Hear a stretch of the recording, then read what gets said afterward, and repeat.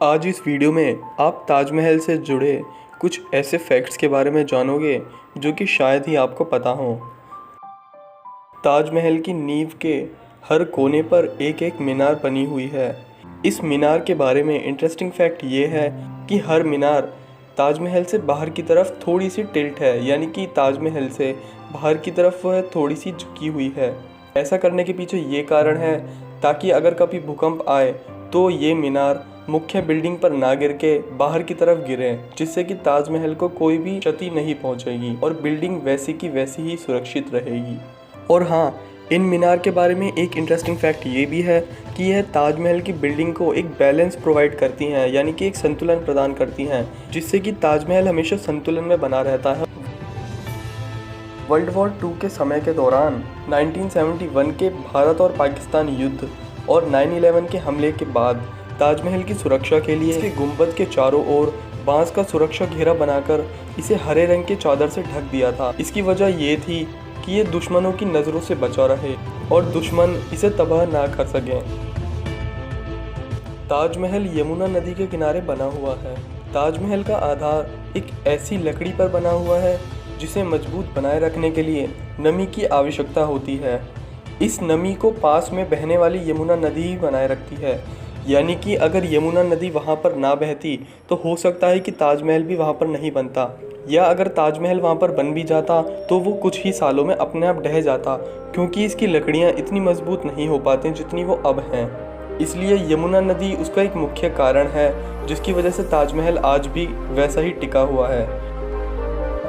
क्या आपको पता है कि ताजमहल के अंदर 28 तरीके के कीमती पत्थर लगे हुए थे जो कि श्रीलंका, इजिप्ट और भी कई सारे देशों से लाए गए थे। लेकिन अब वो पत्थर कहाँ गए? अब वो ताजमहल के ऊपर दिखाई क्यों नहीं देते? इसका कारण ये है कि जब अंग्रेजी शासन भारत के ऊपर था तो कुछ अंग्रेज़ों ने इन पत्थरों को निकाल लिया था और बाहर मार्केट में जाकर इनकी काफ़ी कीमत वसूली थी।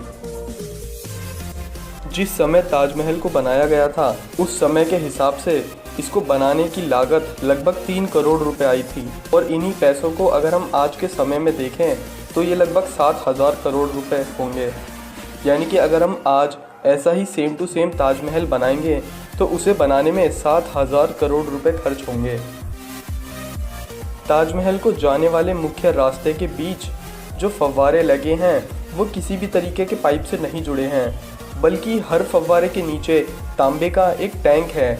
ये सभी टैंक एक ही समय पर भरते हैं और दबाव बनने पर एक ही साथ पानी छोड़ते हैं, और ये टेक्निक कितने सालों पुरानी है जो कि आज भी अच्छे से काम करती है। क्या आपको पता है शाहजहां ताजमहल जैसी एक काली इमारत बनाना चाहता था जिसे वह काले ताजमहल के नाम से बुलाता था। ये उसे इसलिए बनाना चाहता था ताकि ताजमहल की खूबसूरती और भी ज़्यादा बढ़ जाए, पर शाहजहां को जब उसके बेटे औरंगजेब ने कैद कर लिया तो उसका ये सपना ही रह गया। अगर आप काले ताजमहल के बारे में और भी ज़्यादा जानकारी जानना चाहते हो तो मैंने पहले ही काले ताजमहल के ऊपर एक वीडियो बना रखी है, डिस्क्रिप्शन में मैं उसका लिंक दे दूंगा, आप उसे भी देख सकते हैं। ये जो फ़ोटो आप अपनी स्क्रीन पर देख रहे हो ये ताजमहल नहीं है, बल्कि यह ताजमहल की हूबहू कॉपी कैट है। इसे औरंगजेब ने बनवाया था और इसका नाम बीवी का मकबरा रखा था। इसे मिनी ताज भी कहा जाता है। औरंगजेब ने इसे 1660 में अपनी पहली और मुख्य बीवी दिलरास बेनू बेगम की याद में बनवाया था। कुतुब मीनार को ताजमहल से ज़्यादा ऊंचा माना जाता है, लेकिन कुतुब मीनार 72.5 मीटर्स की है और ताजमहल एक्चुअल 73 मीटर्स का है। अगर आप ये चीज़ गूगल पर सर्च करोगे तो आपको ये दोनों की हाइट 73 मीटर्स ही दिखाएगा, लेकिन अगर आप विकिपीडिया के ऑफिशियल पेज पर देखेंगे तो आपको कुतुब मीनार की एक्चुअल हाइट 72.5 मीटर ही मिलेगी।